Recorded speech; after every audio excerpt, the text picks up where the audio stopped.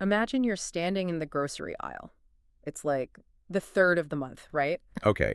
Yeah, I'm picturing. And you've got your monthly budget mentally locked in. Maybe it's $400 for groceries. Mm. So you grab this $15 bag of premium coffee. Oh, of course. Treat yourself. Yeah. Exactly. Right. Yeah. You throw in some expensive artisanal cheeses, and you don't think twice about it. Because you feel rich on the third of the month. You do. But then, fast forward 3 weeks, it's the 24th, you are eating plain pasta for like the third night in a row. With butter. Just butter. Just butter. And you are staring at your bank app, wondering where literally all the money went.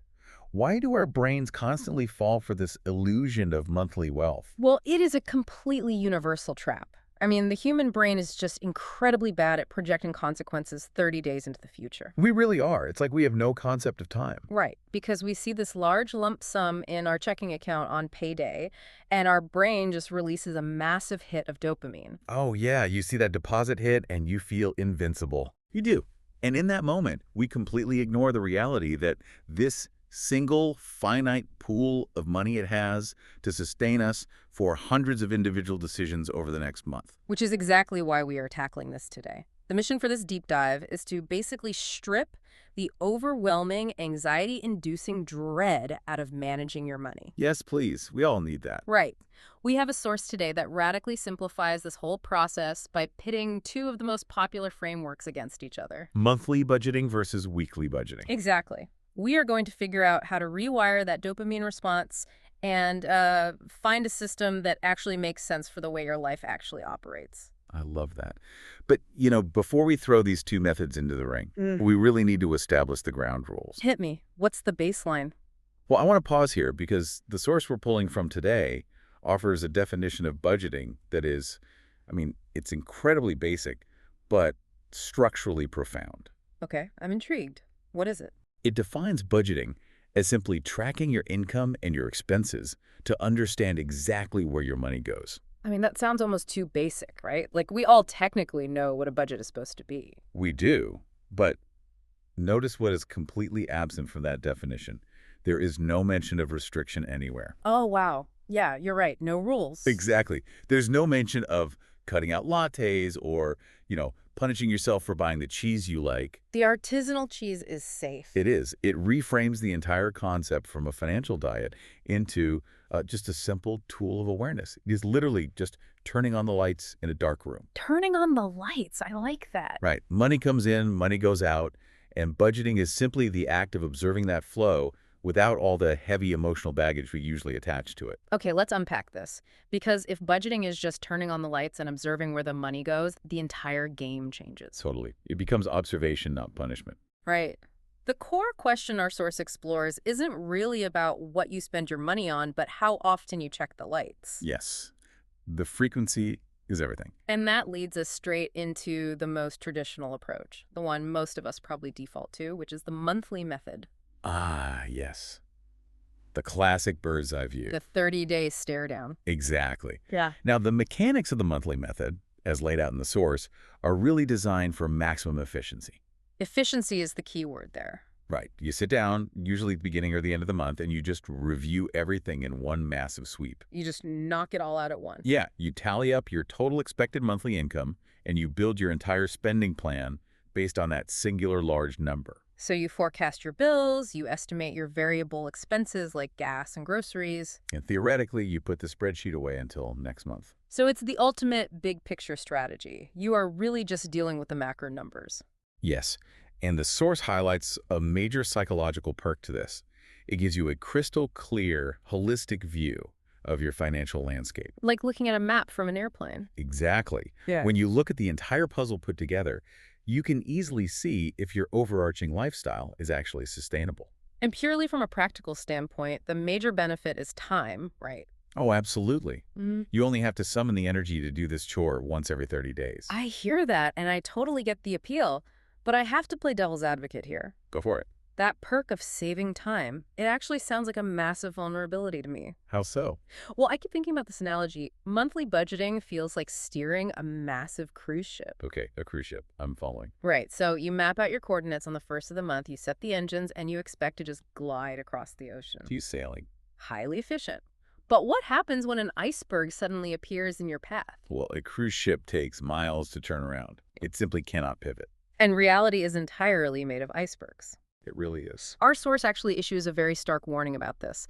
It explicitly notes that unexpected expenses will arise. It is not a matter of if, but when. Exactly. A sudden car repair, an urgent medical bill, a leaky pipe in the kitchen. Always the kitchen pipe. Right.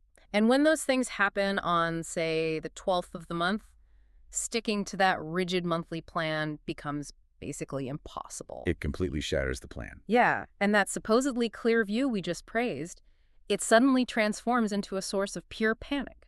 Because the cruise ship can't turn fast enough to avoid the damage. Exactly. You're just bracing for impact. That is the defining flaw of the monthly timeline.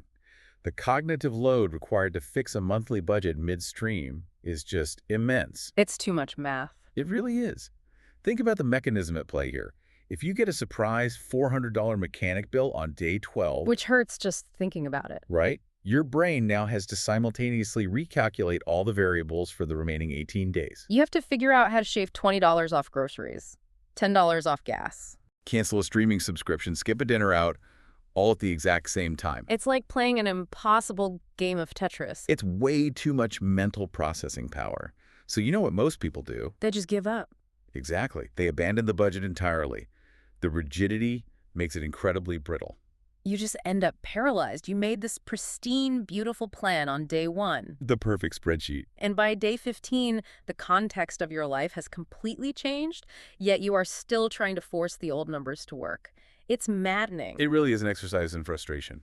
So if the monthly cruise ship crashes the moment an unexpected expense pops up, how do we trade it in for, like, a go-kart? A go-kart. I love that. Right. How do we build a system with actual shock absorbers? Well, that is the perfect pivot to the second mecha detailed in our source, which is weekly budgeting. The weekly go-kart. Exactly.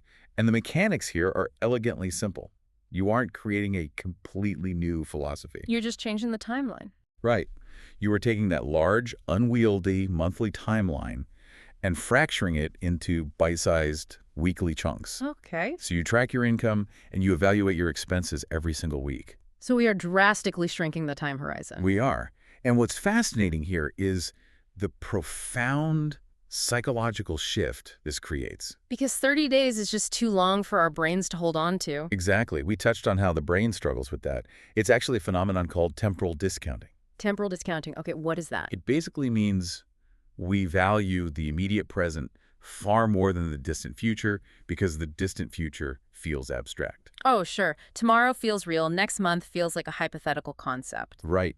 And our source points out that by checking in weekly, the entire financial process feels infinitely more manageable. Because a week is a tangible block of time. Exactly. We can vividly visualize the next 7 days. It really grounds you in reality. Like I said earlier, I can barely remember what I had for breakfast last Tuesday. I don't even remember what I had today.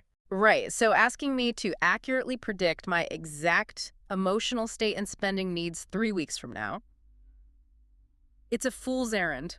You just can't do it. I don't know if I'll be exhausted and desperately need to order takeout on the 28th. But you do know what you need to survive between now and next Friday. Exactly. I can predict the next 5 days. And because of that shortened time frame, weekly budgeting fundamentally alters your relationship with your money. It makes it more intimate, almost. It does. It inherently promotes financial discipline because you're constantly, consistently aware of your spending habits. You can't ignore it for 3 weeks. No, you are Okay. interacting with your money on a rhythm that matches the actual cadence of your daily life, rather than looking at it through a distant 30-day telescope. It forces you to stay connected to those small, seemingly insignificant purchases. The lattes, the snacks. Exactly.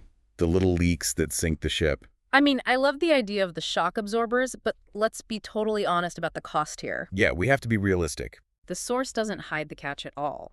The price of this incredible awareness is your time and your mental energy. It is a significant investment. You are swapping a once-a-month administrative chore for a weekly commitment. You have to force yourself to sit down, look at the numbers, and, face the music 4 times as often. 4 times the reality checks. Right. You're paying for flexibility with your attention. That's a great way to put it. If the monthly budget is a passive, set-it-and-forget-it investment, The weekly budget is an active management strategy. You really cannot be a passive participant in a weekly budget. No, it demands you show up. To really grasp the gravity of that trade-off, I want to move this conversation out of the abstract theory and into the physical world. Let's do it. Let's get out of the spreadsheets and walk back into the grocery store from our intro. Oh, yes.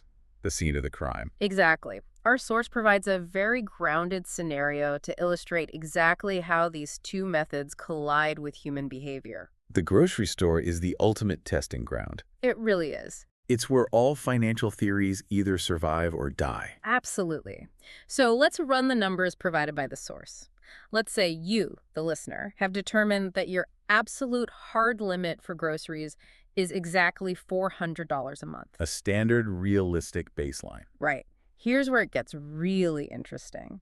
Let's look at the visceral experience of spending that $400 under both methods. Okay, let's start with the monthly trap. Let's walk into it. You have your $400 for the whole month. You go to the store in week 1. You're feeling good. The cart is looking a little bare. You've had a long week, so you justify tossing in the artisanal cheese I mentioned earlier. Of course, you deserve it. Maybe you grab the premium brand of coffee, or you decide to buy a couple of really expensive steaks for a weekend barbecue. Sounds like a great weekend. It does. You get to the register, and you end up spending $150 in a single trip. Ouch. Right. But, and this is the kicker, in that specific moment, standing at the register, it doesn't feel like a mistake. Not at all. Because your brain is referencing that large monthly pool. Exactly. 400 minus 150 still leaves $250. And your brain says, we still have plenty of money. Look at all this money. It is entirely the illusion of wealth. It is. The source explicitly calls out the danger here.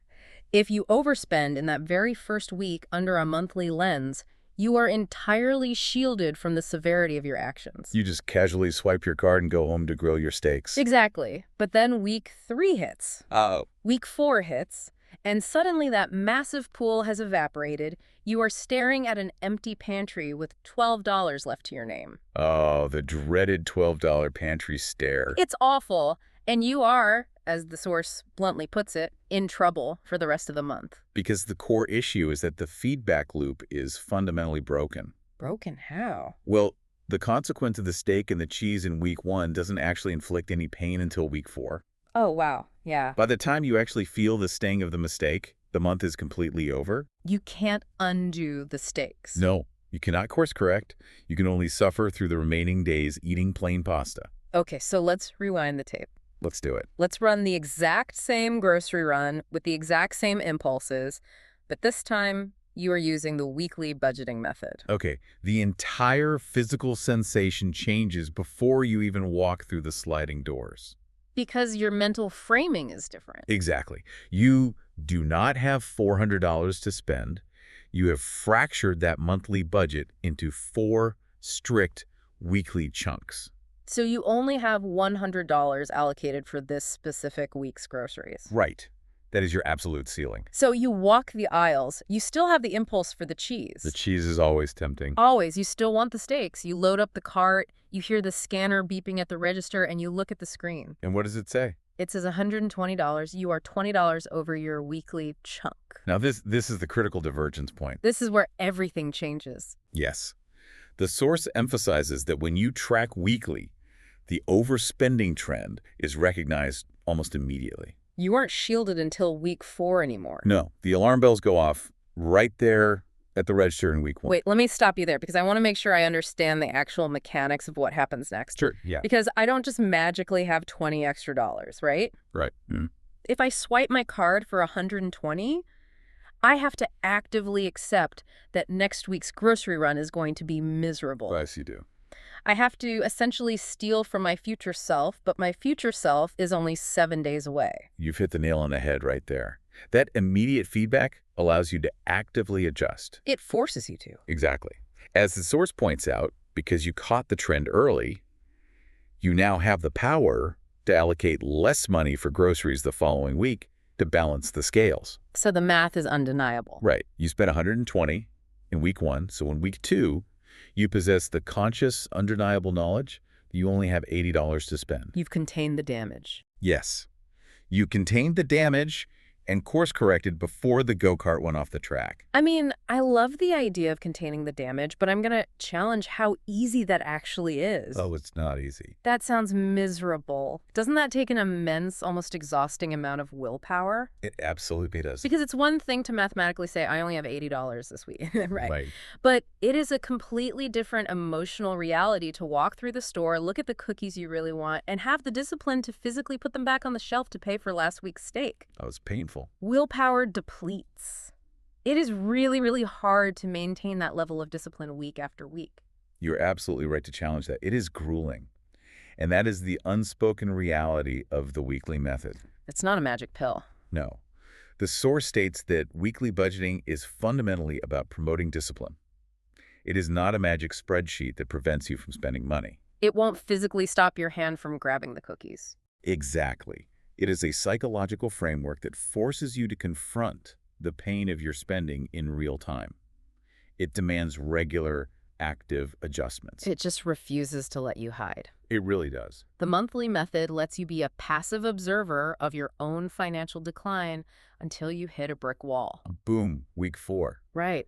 The weekly method forces you to be an active participant. It makes you feel the pinch of that $80 week so viscerally that you remember the consequence of the $120 week. Yes, you are building a cognitive muscle. Every time you put the cookies back. Exactly. Yeah. Every single time you physically put the cookies back on the shelf, you are training your brain to recognize spending habits quickly. You're shortening the feedback loop. And that rapid habit recognition is exactly what the source highlights as the major strength of the weekly approach. You learn to connect the impulse directly to the consequence. Instantly. So having mapped out exactly how these two methods wage war in the aisles of the grocery store, how does a listener actually choose?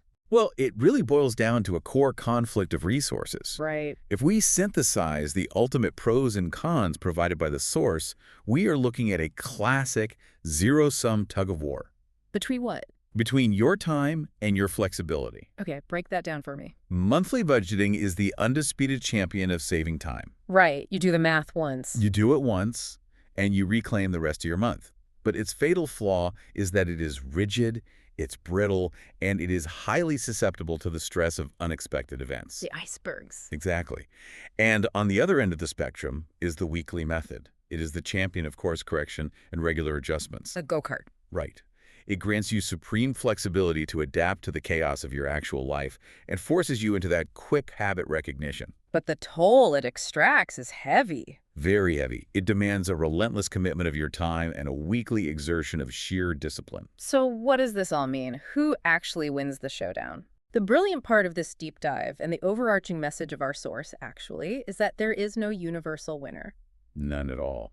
The source basically refuses to crown a champion because the correct answer depends entirely on your personal ecosystem. It's all about context. Right. It depends on your lifestyle, your temperament, and honestly, how your specific brain processes stress. Yes, you have to audit your own habits. How do you mean? Well, are you someone who has a highly predictable routine, values a hands-off approach, and rarely struggles with impulse control? If that's you, congratulations. Right.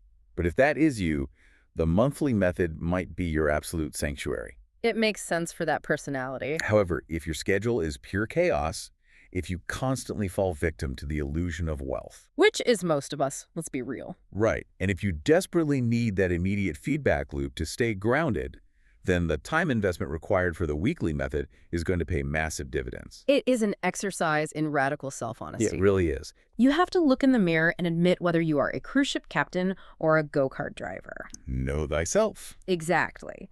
And truthfully, the most vital takeaway from all of the source material isn't about agonizing over which specific method to choose. No, the method is secondary. The goal, the absolute most critical hurdle to clear, is simply starting the engine. Yes. Paralysis by analysis is the enemy of financial stability. It really is. Which brings us to the final push. Let's hear it. Our source ends with an incredibly motivational call to action, and I want to deliver it straight to you, the listener. Listen up. Are you ready to take control of your finances? Because it is entirely within your grasp. It's not impossible. The anxiety does not have to be a permanent state of being. Start budgeting today, right now. Turn on the lights. Exactly.